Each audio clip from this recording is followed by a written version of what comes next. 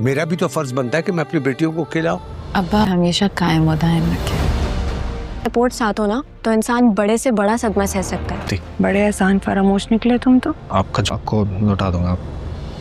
हम देखेंगे कि अगले एपिसोड में माहीन की हालत और ज्यादा खराब हो जाएगी और ईमान उसे संभालने की पूरी कोशिश करेगी। दूसरी तरफ तलहा को ईमान का मायके में रुकना बिल्कुल पसंद नहीं आएगा और उसके दिल में शक और गुस्सा बढ़ने लगेगा। हुमायूं अपनी मां की तबीयत को लेकर परेशान होगा, जबकि गुलरुख इस मौके का फायदा उठाकर उसे फिर बिजनेस में फंसाने की कोशिश करेगी। वहीं निहाल अचानक वापस आकर सबको शौक दे सकता है और माहीन को इमोशनली ब्लैकमेल करेगा। इधर नरमीन को भी एहसास होने लगेगा कि उसने हमेशा हुमायूं की मोहब्बत की कदर नहीं की। आखिर में कोई बड़ा राज सामने आने के चांस है जिससे पूरे घर में तूफान आ जाएगा। हुमायूं तेजी से घर के अंदर आया। सबके चेहरे पर डर साफ दिखाई दे रहा था। गुलरुख रो रही थी। हुमायूं घबराकर बोला, मम्मी को क्या हुआ? डॉक्टर ने कहा इनकी तबीयत अचानक बिगड़ गई है, इन्हें बहुत बड़ा सदमा लगा है। हुमायूं ने अपनी मां का हाथ पकड़ा और परेशान होकर बोला, मम्मी आंखें खोलिए। दूसरी तरफ माहीन कमरे में चुप बैठी थी।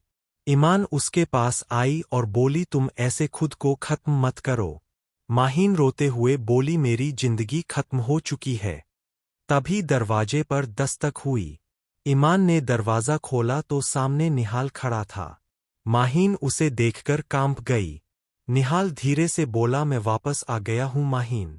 सब लोग मेरे खिलाफ है, सिर्फ तुम ही मेरा सहारा हो। ईमान गुस्से में बोली, तुम्हारी हिम्मत कैसे हुई यहाँ आने की? निहाल बोला, मैं अपनी बीवी से मिलने आया हूं। तभी हुमायूं भी वहां पहुंच गया। उसने निहाल का कॉलर पकड़ लिया और बोला, अगर दोबारा इस घर के आसपास भी दिखे तो बुरा होगा। निहाल हंसने लगा और बोला, सच छुपाने से नहीं छुपेगा। इस घर में हर कोई धोखा दे रहा है। ये सुनकर सब हैरान रह गए। दूसरी तरफ तलहा अकेला बैठा ईमान की तस्वीर देख रहा था। उसे ईमान का माहीन के घर रुकना बिल्कुल पसंद नहीं आ रहा था। तभी उसकी मां बोली, रिश्ते भरोसे से चलते हैं, शक से नहीं।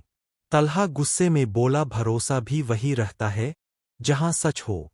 अगले ही पल ईमान के फोन पर एक अनजान मैसेज आया जिसे पढ़कर उसके होश उड़ गए।